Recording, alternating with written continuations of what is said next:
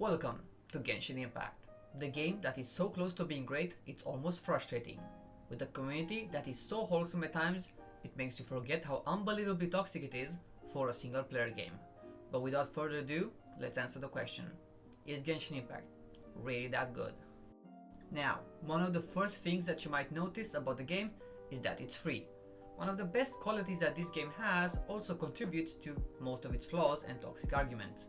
This will become very important later, but for now we can appreciate that yes, this game is free, and you most likely will get a lot of entertainment out of it for what it's worth. This game has an amazing world design, with 3 different continents that are all very different from each other in terms of culture, and one more that is about to come this year. To say that the world is beautiful doesn't do it enough justice. Coupled with the amazing background, combat and music, it makes the world truly immersive. Genshin is about exploration at its core. While exploring, you will be able to find chests of different variety, sillies, and over a dozen different puzzles that will definitely get your brain working in the first few hours. It's the type of game that makes every single player think to themselves whether or not they have ADHD while exploring. There are just so many distractions whenever a new map or region releases that you lose track of time or where you started, and the distractions become even more apparent when you're trying to finish the main story quest. The story in Genshin Impact reminds me of an anime that is all about searching for something or someone that you lost. You encounter different problems while traveling around the world. Lots of unique and amazing characters appear and you will have to fight them or solve their issues. Bonds are being formed. Tears of sadness and joy spark out of nowhere. You unlock mysteries about the world, warped civilizations, hidden dungeons, and much more. For some people, this entire plot might seem cliché, overused or non-original, but while a lot of games have something similar, Genshin makes everything feel unique and special, from dialogue to breathtaking cutscenes. Most main and side characters in this game have a story, whether it is a main story that uncovers more about that character, or a hangout that lets you take a different approach in how you interact with the character. Some of these main story quests are a bit ridiculous, but some of these can spark your love for a character even more. But truth be told, the story is a massive double-edged sword. While the core plot is amazing and the adventures you follow are breathtaking, in practice the story is awfully designed. Your main character does not talk in the dialogue phase, and it rarely talks in the cutscenes. What happens instead is that you have this companion following you around and repeating the dialogue that you just read or giving you the most obvious advice. We know that the travelers have voice actors tied to them, but they are not used at all. We have this core concept of finding our sibling, and no matter what favors we do, no matter who we ask, even if they have a pretty big knowledge network, even if they are the god of a region, absolutely no one has any information that can move the plot forward. We establish these bonds with the characters we meet along the way. It actually feels like we are moving up in the world and forming a reputation for ourselves. We can clearly see change in the environment based on our progress in the story, and yet, we have gotten more information related to the main plot in event stories rather than the adventures we have been on. When it comes to the events in Genshin Impact, they feel like a coin flip to me. We could get an amazing event with lots of minigames, rewards, and a story tied to it, like the winter event with Albedo. Or, we could be getting a tasteless filler event that makes you feel like an Uber driver for a few seconds every day. Combat in this game has its ups and downs, and I'm gonna get into that in a bit. However, overall, it is very enjoyable thanks to the beautiful elemental bursts and elemental reactions. The problem appears when the Genshin developers aren't balancing them properly. For example, all elemental reactions that include fire are very good, and most elemental reactions that include electricity are downright underwhelming. But let's not forget the Geo element, which does absolutely nothing besides provide you with shields that are strong towards a specific element but still weak overall. And while we're at the balancing problem, characters rarely if ever get buffed or nerfed. While I would exclude nerfing because there is no reason to nerf characters, there are some 4 stars that are outright more useful than some 5 stars. And some 5 stars that are so underwhelming sometimes that you wonder whether or not you should get them even if you love their design. Ever since Genshin Impact released, you can count the amount of buffs the characters and elements have received with one hand. The arguably best one was the buff to the Geo element, making the Geo element characters do more damage while shielded and together in a party. From my testing and playing the game, weak elements have arguably very strong characters that pull their element up, like for example Fischl, Beidou and Raiden for the electricity element, coupled with Albedo, Zhongli and Ito for the Geo element. But it still brings up the questionable lack of communication that the developers have with the player base whenever a big part of the community is asking for a specific change. The difference in culture and language does not excuse this behavior, as we have seen from other successful games like Final Fantasy XIV how communication is done properly. And while we're at the topic of characters, let's discuss the arguably one of the best character designs out of all games. Given the fact that they have to sell these characters, it still surprises me the amount of details that they can think of to add to their clothing and hairstyle. I could honestly say that the design of these characters, coupled with their amazing story and hardships they face, can really sell you the character. And most of the time, they can have the element that you maybe don't like, or skills that feel out of place, but in the end, they make very relatable and beautiful characters. But let's not forget the boss designs, which I fell in love with ever since Tartaglia got introduced. All of the bosses from the main story were turned into weekly bosses that you can farm for materials. While these are nice when it comes to getting a feel for the boss fight again, they are under no circumstance challenging. Let's take the Tartaglia boss fight. The voice acting is pretty good, and the fact that he has a second and third form makes the fight way cooler than it normally should be. But the attacks are predictable, not challenging at all, and you can even one-shot his final form. If you have a good combination of characters that have an average build but good synergy, most of these bosses will just be a fluke. I believe that the weekly boss fights will get better and better by the looks of it, and they have a lot of potential, but right now they feel underwhelming. Genshin felt like the perfect game that you and your weeb friends could get into.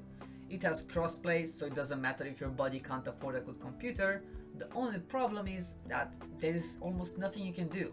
You can go into your friend's world and help them with a particular dungeon or boss.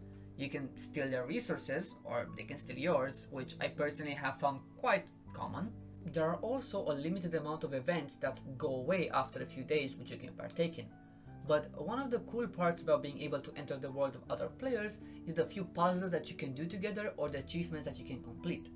However, the community got so bored of the lack of content that you can do with your friends that they had to come up with anything even remotely fun or challenging, from posing together to burning the grass under one another. A lot of players, and myself included, wish that we could have more fun content that we could participate in together. One of my favorite things about this game is the amount of achievements and quests that exist in it.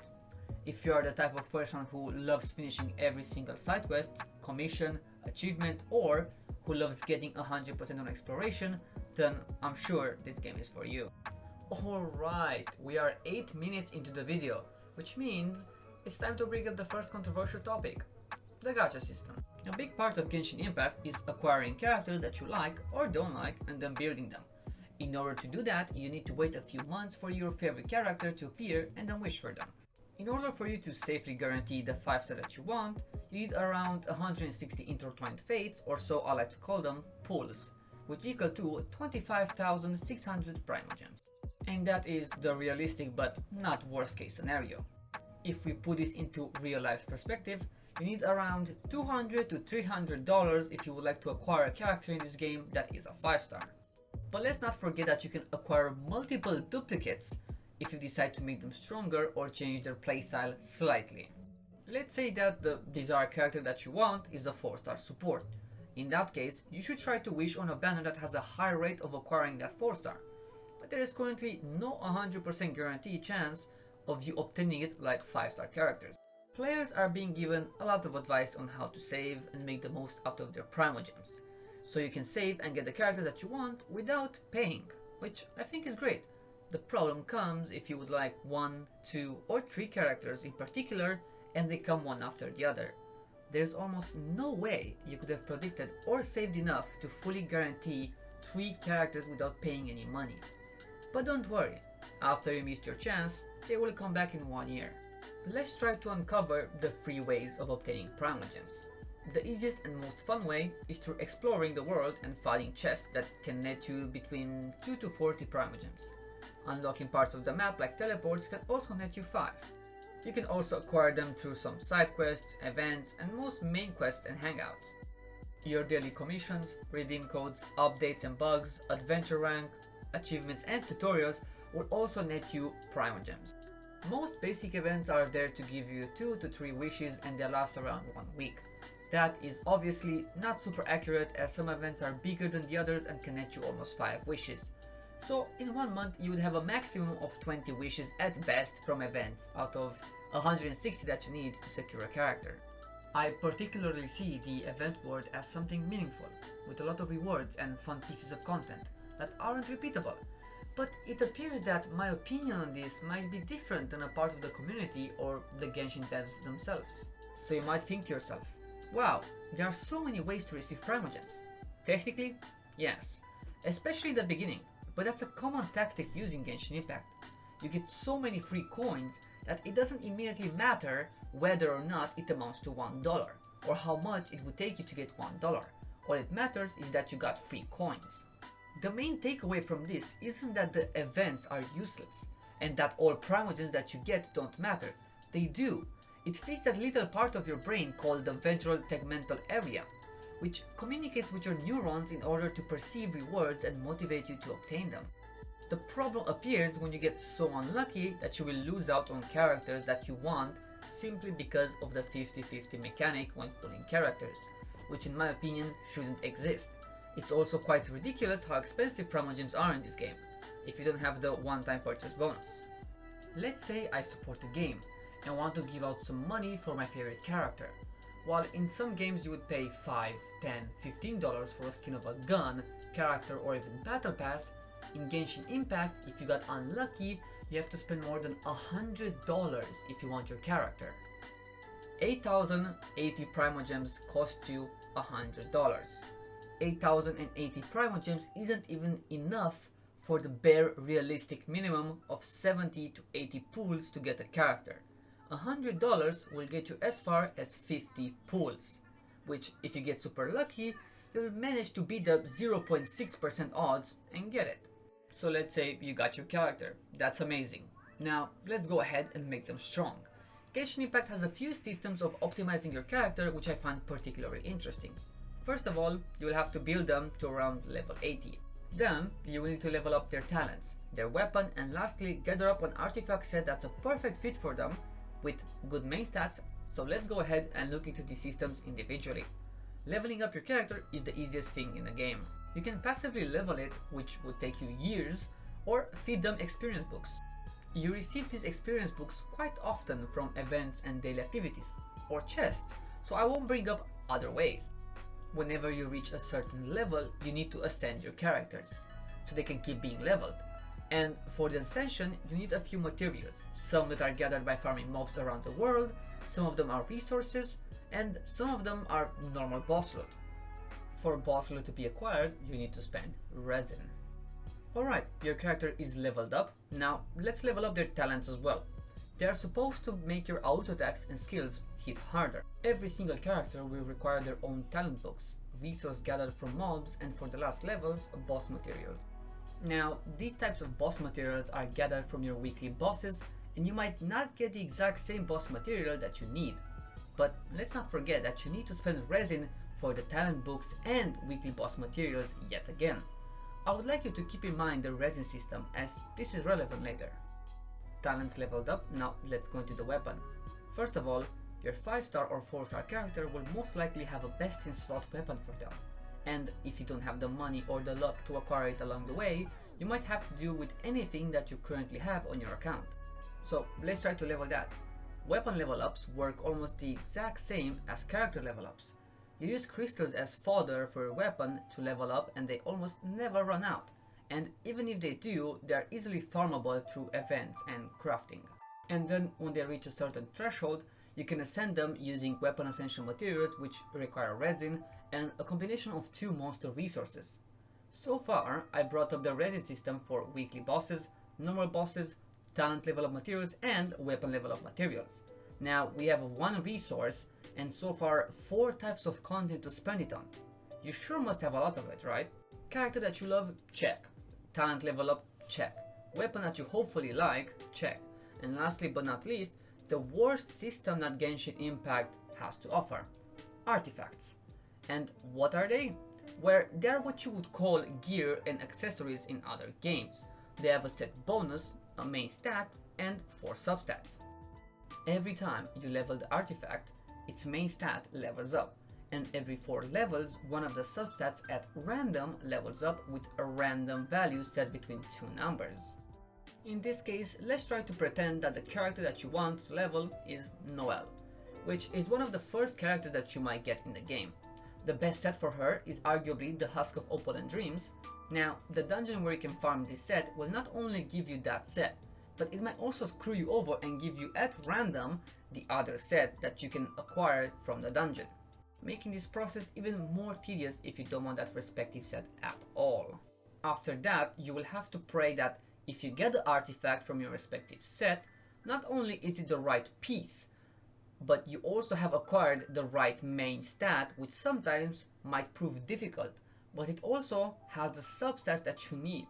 And then, when you level it up, the correct substats are the ones to be leveled at least 2 to 3 times out of 4. There is an awful amount of randomness involved for a game that already has that when trying to obtain characters. Now, you have to deal with that when building them as well. But it's alright, this is normal for me. Or that's what you might say.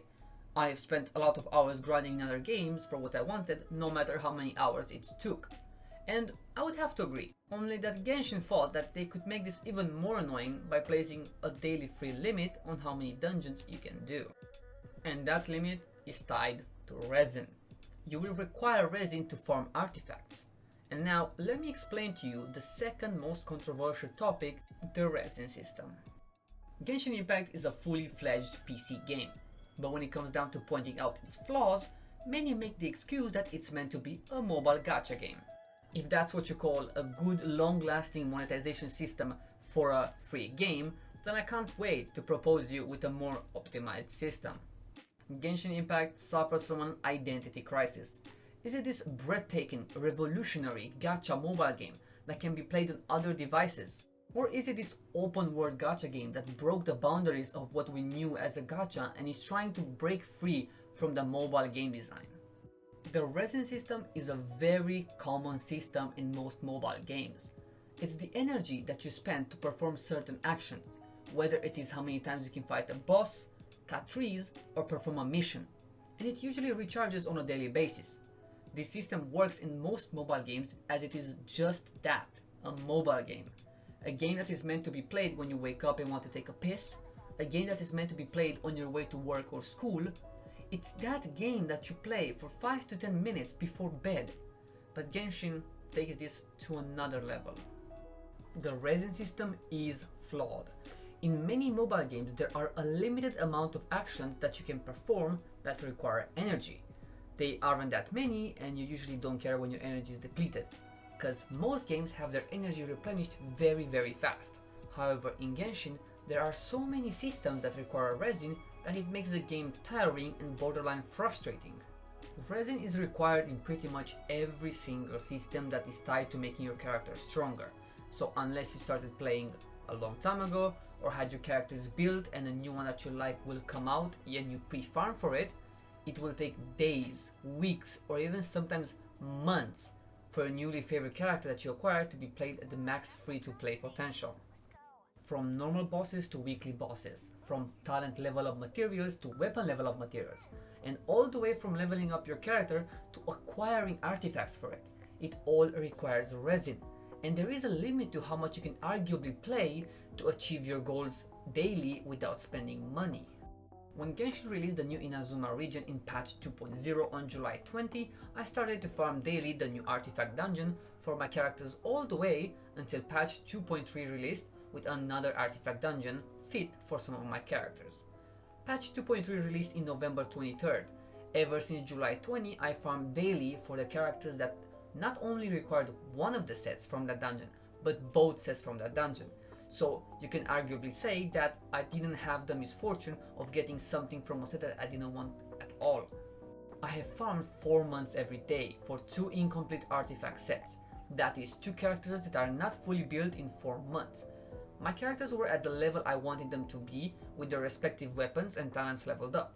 And that is not only a proof of how disgusting the artifact system can be, but at the same time the fact that I and many other players had to log in and completely obliterate our daily resin with no return back. This energy system was holding me and other players from building the powerful characters from their respective stories to the level we deemed fit. A big point that some people make is that they love the resin system, but their argument is that it limits playtime and there isn't such a race to get the best characters. The problem with the resin system is that it limits playtime and progression for people who actually want to play the game when they have free time. But let's be honest, just because there isn't resin, that doesn't mean that you are kicked out of the game. No, the game doesn't just revolve around resin. Sure, you can farm achievements and that one chest that is left in the entire map, or farm the same mobs every single day so you get 1,000 pieces of every single upgrade material. And you can see where I'm getting at here. Unless you play the game because you love completing every single system or collecting every single resource even if you don't need it, then after you used up all of your limited resources daily, there is nothing else to do. And to top it all off, it doesn't even feel rewarding when you reach endgame in Genshin Impact. You can level up your adventure level the more quests, dungeons and bosses you do. These adventure levels are there to slowly make the game more difficult the more you advance and give you more resources. There are a few rewards tied to the adventure level as well, which in the beginning sounds amazing. It's only after a few months that you realize that it gets harder and harder to get to a higher adventure level and the rewards are insignificant. Sometimes they are literally tied to 1 to 2 days of work as a reward for something that took you months to achieve. But let's see arguably the best endgame content that there is. To be honest with you, it's just 10 minutes of daily quests and resin spending coupled with the bi-weekly challenging Spiral Abyss content. But what is the Spiral Abyss content? Well, the Spiral Abyss tower is comprised of 12 floors with 3 chambers each, and in every single chamber there is a challenge with a time limit. This time limit has different checkpoints that it can reach, and when it passes one, you lose 1 star out of the 3 possible stars you can receive. Your rewards at the end are tied to how many stars you received, so completing it as fast as possible is key. While I'm sure no one has anything against something challenging with a time limit tied to it, the real problem surfaces when you get to the upper floors. The developers for Genshin Impact have taken a few questionable decisions when it comes to the design of the monsters that you have to face. Let's take the Rift Hounds as an example. The Rift Hounds were released with a 2.2 patch of Inazuma, so they are relatively one of the newer monsters. The main mechanic of these Rift Hounds is the ability to proc a debuff on the player if they get hit. The debuff will lower the HP of all of his characters no matter whether they have a shield on or not. This mechanic, in my opinion, forced the player base to think twice about the team comps they use when facing the challenging abyssal content. They could no longer use supports that could only shield. They now needed a healer in the team. Changing the meta is fine. This way the game doesn't become boring by using the same characters. It promotes variety in your roster, which would be a good thing if the game wasn't a gacha game. These Rift Hounds can step back and wind up their attack, which can make a lot of elemental bursts miss. And even if you hit all of your skills, they still pretty much absorb all of your attacks like a meat shield. The problem with these Rift Hounds doesn't lie in their core mechanic. It lies in their attack patterns, the amount of HP they have, and the base resistance to all elements. Now, the Spiral Abyss content has a rotation that changes. The last 4 floors reset every 2 weeks with different rotations, but sometimes the monsters that are in the Abyss can outright counter your team. To begin with, you need at least 8 characters that are averagely built, but can work together. Now, if the Abyss changes, there might be some monsters like these flying water birds that you cannot simply touch or do anything about. So what do? You most likely have to find a witty way to kill them or build a character that can. And that takes time. Time that is taken away from building the main characters that you love. Another problem with the Abyss are bosses. Some floors might have a single boss as the challenge, but bosses in Genshin Impact aren't made for the Abyss. They have animations while they spawn and you can't hit them. They have phases in which you can't do damage. Some even dodge a lot. When you put these bosses in the Abyss and force the player to kill them under pressure, it makes for an awful and stressful experience. The core idea of Spiral Abyss is exciting and fun. The way Genshin Impact does it feels like it's a damage check most of the time. Some of the monster mechanics require you to be prepared for situations that your two teams aren't built for. And instead of adding mechanics to increase its difficulty, the game adds inconveniences that shave off precious time. That is not the way to make challenging late game content. So you ask for a change, but this one recommendation pops up from everywhere, no matter what good points you bring. Quit. The game community is toxic. If you don't like something specific about the game, like the Gacha System or the Resin System, but you like everything else, the common thing that the community will tell you is to quit. Don't like something? Quit. You think something should be changed and they don't think that? Quit. Just because you want improvements and they don't think are necessary, it means that you should quit. Why are you even watching this video if you agree to some of the problems Genshin is facing? You might as well just quit before you started playing. Because the game isn't for you. The game community is so toxic, some of them decided to follow and harass voice actors on social media, just because the team at Genshin Impact decided to change the voices of a few characters. And don't even try to say you don't enjoy their favorite character, or you might get death threats. The graphics, world building, characters, voice acting, and story are absolutely beautiful for a free-to-play game. If you are the type of person that is looking for that new adventure and can avoid the gacha temptations, but don't feel like committing to a game, then Genshin Impact is definitely for you. However, after playing this game for more than half a year, I can truly say that Genshin Impact is one of the best games that is executed in one of the worst ways possible. I would like to ask you, the viewer, what demographic does Genshin Impact appeal to? Is it the free-to-play one with obnoxious rates on banners and limited game time? If not, then it must be the whales that have no real way to test the limits of their characters that they spend so much money on. Comment down below with your opinion and leave a like if you agree to anything I mentioned. Telling the truth about the game is an easy feat. Identifying the goods and the bads is a task that anyone can do. I'm sure a lot of people have ideas on how to fix the game. But how would I fix Genshin Impact?